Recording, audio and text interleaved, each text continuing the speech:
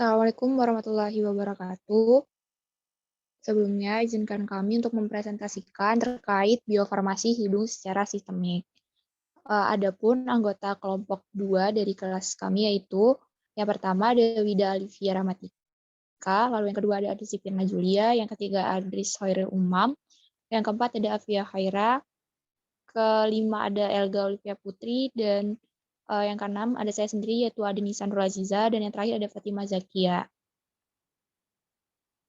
Adapun topik bahasan pada pembahasan presentasi kali ini yaitu meliputi obat yang dapat dihantarkan pada rute hidung, lalu yang kedua rasional pembuatan sediaan, lalu yang ketiga ada formulasi dan cara pembuatan sediaan, keempat ada proses biofarmasi dan mekanisme absorpsi, yang kelima ada faktor dalam pembuatan obat, yang keenam ada evaluasi sediaan, dan yang terakhir ada persyaratan regulasi. Untuk bagian pertama, dipersilakan oleh rekan yang bertugas. Baik, untuk yang bahasan yang pertama, obat yang dapat dihantarkan pada rute hidung. Yang pertama itu ada obat golongan benzodiazepin, misalnya seperti diazepam dan midazolam. Kemudian ada insulin, ada juga oksitosin, kalsitonin, dopamin, kokain, estradiol 17 beta, kemudian ada hiosin atau yang lebih dikenal dengan skopolamin, dan nitrogliserin dan oksimetazolin.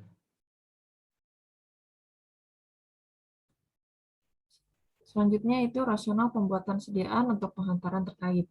Next.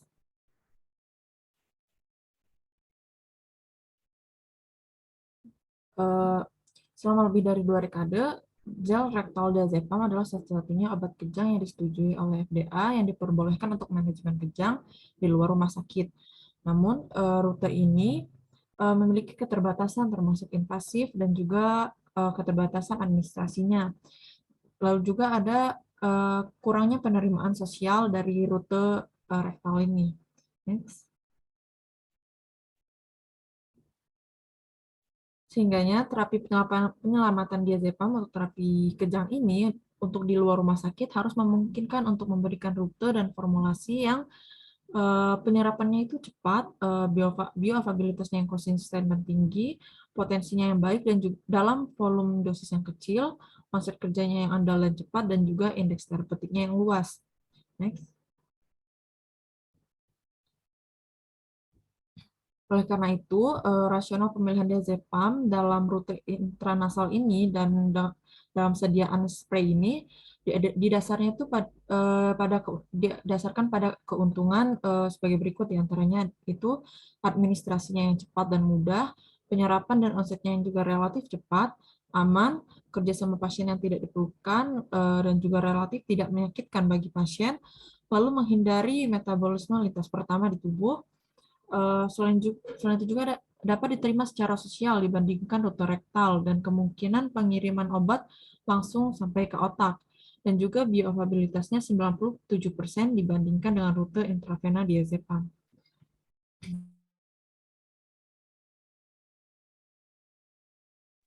Lalu untuk bagian selanjutnya mengenai faktor-faktor yang mengaruhi dari pembuatan. Bisa di next.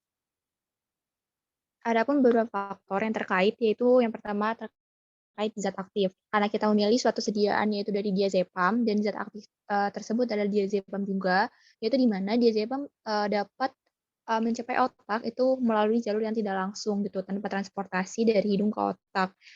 Lebih tepatnya melalui epitel olfaktorius dan saraf-saraf trigeminal.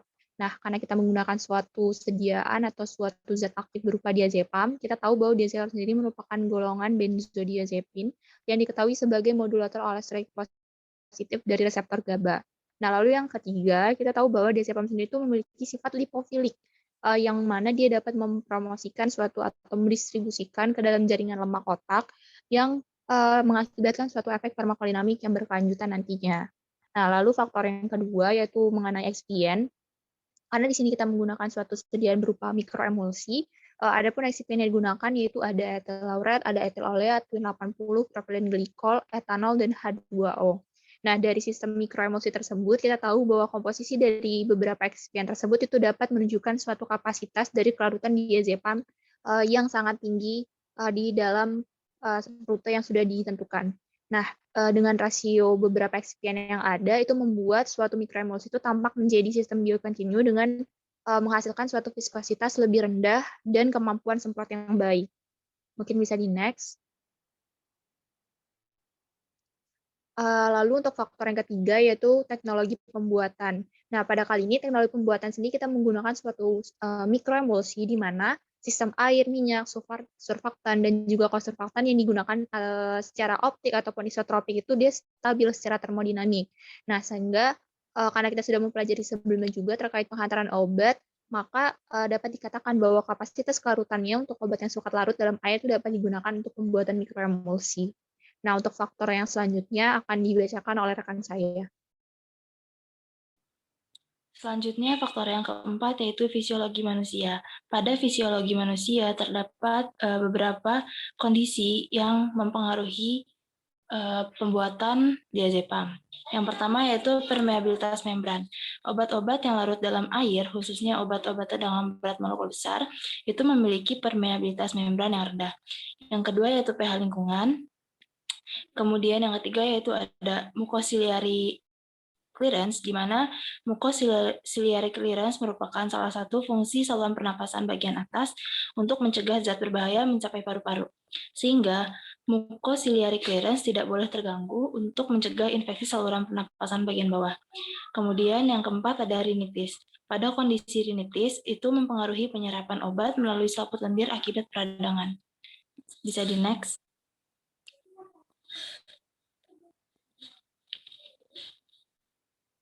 Selanjutnya yaitu nilai spesifikasi.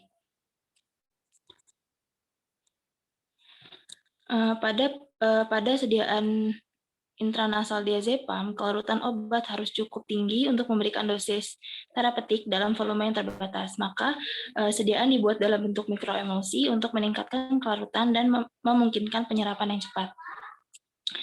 Kemudian, karena luas permukaan rongga hidung yang kecil, maka penghantaran obat dibatasi hingga 200 mikroliter. Optimalnya yaitu 100 mikroliter untuk menghindari kebocoran atau tertelan. Kemudian yang ketiga, pH sediaan obat disesuaikan dengan pH 4,5 sampai 6,5 untuk menghindari iritasi hidung. Selain menghindari iritasi, pH tersebut juga menghasilkan penyerapan obat yang efisien dan mencegah pertumbuhan bakteri.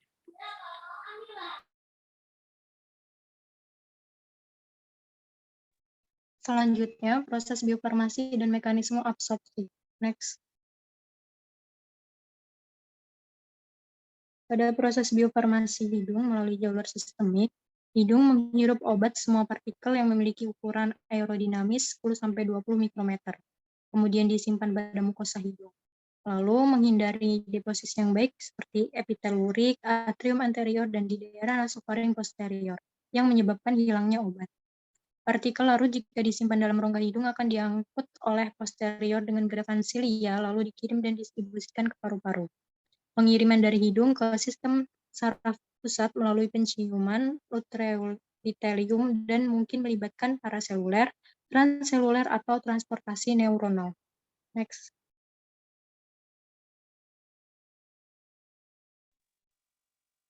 Pada mekanisme absorpsinya, terdapat dua mekanisme. Yang pertama, rute berair transportasi, berjalan dengan lambat dan pasif. Pada korelasi log-log terbalik antara intranasal, penyerapan, dan berat molekul senyawa larut dalam air. Bioavailabilitasnya kurang, untuk senyawa molekul obat lebih dari 1000 Dalton. Pada mekanisme yang kedua, yaitu rute lipoidial, merupakan pengangkutan lipofilik obat, dan lintas membran sel dengan rute transport aktif.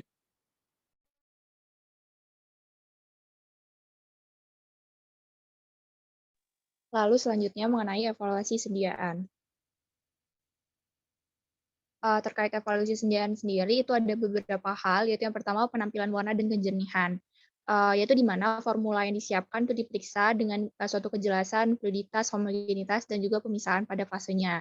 Nah, lalu yang kedua itu terkait pengukuran pH, di mana pH diukur 3 kali pengulangan, di mana menggunakan suatu pH meter, dan pH yang digunakan itu berkisar untuk sediaan asal sendiri itu adalah 4,5 sampai 6,5.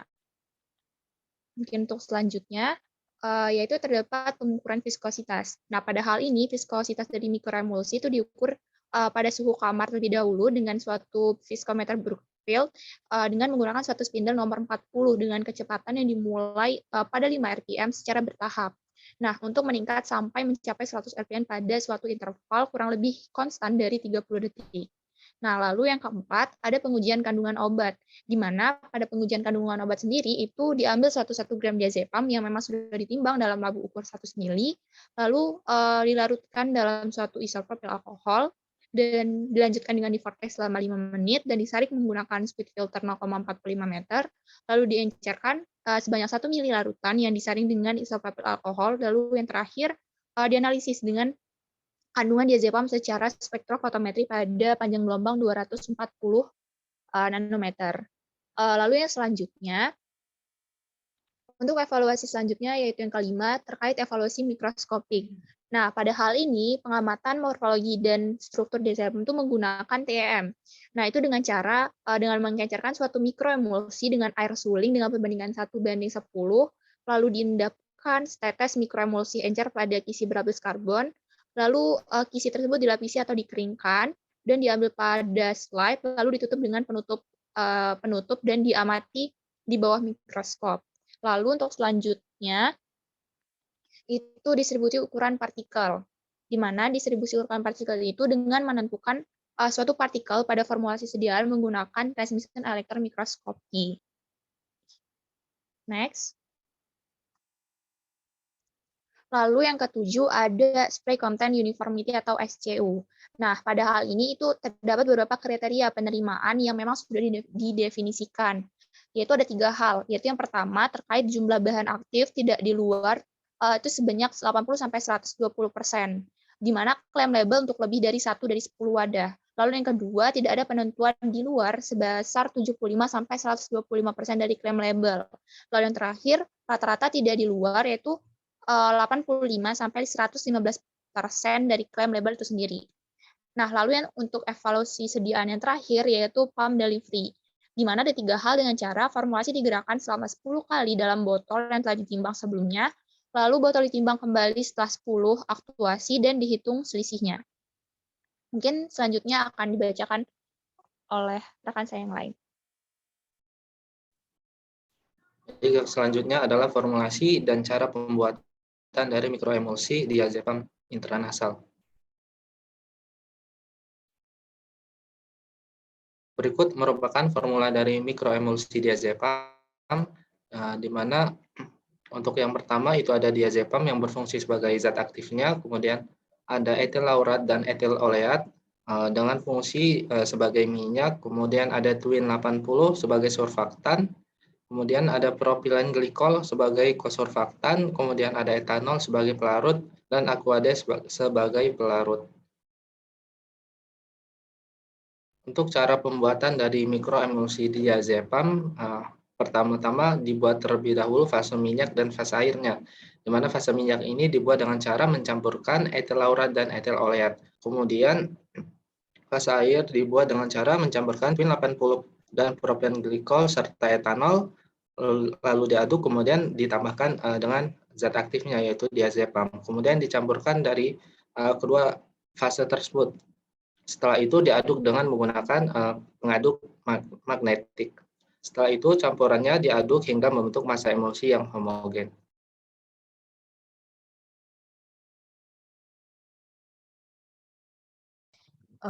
Persyaratan regulasi selanjutnya.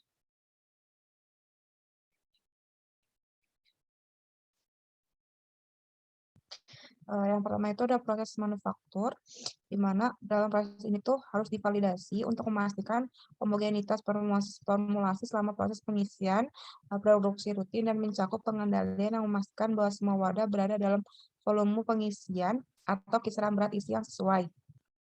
Dan bahwa sistem penutupan yang diterapkan itu benar.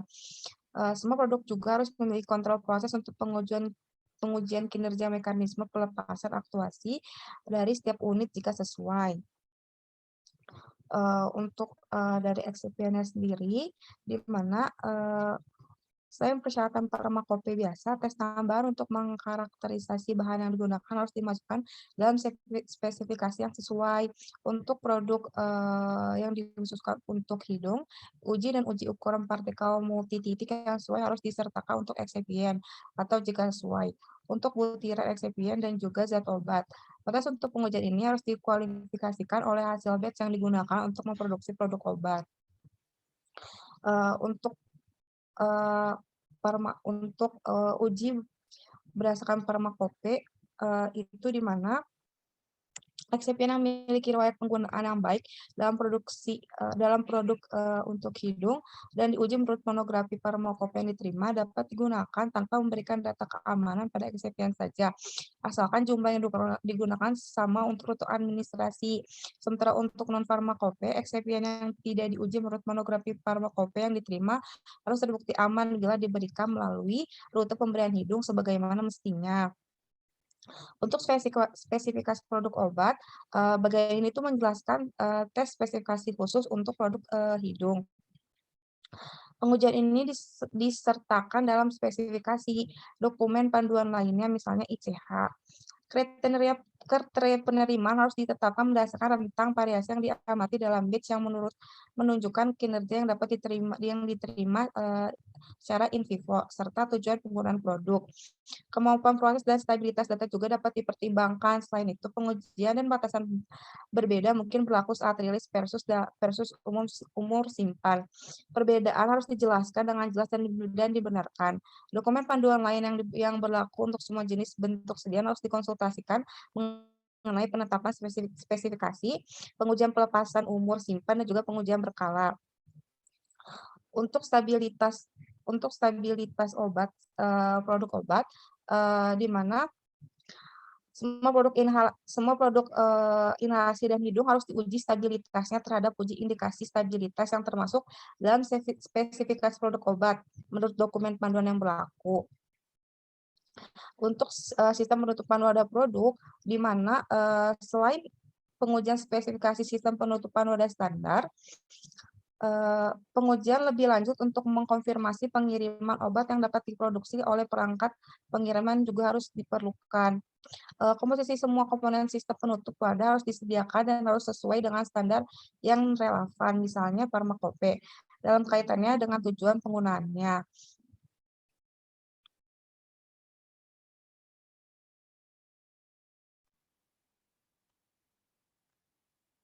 Baik, sekian dari presentasi dari kelompok kami. Adapun beberapa daftar pustaka yang kami gunakan. Sekian. Terima kasih. Wassalamualaikum warahmatullahi wabarakatuh.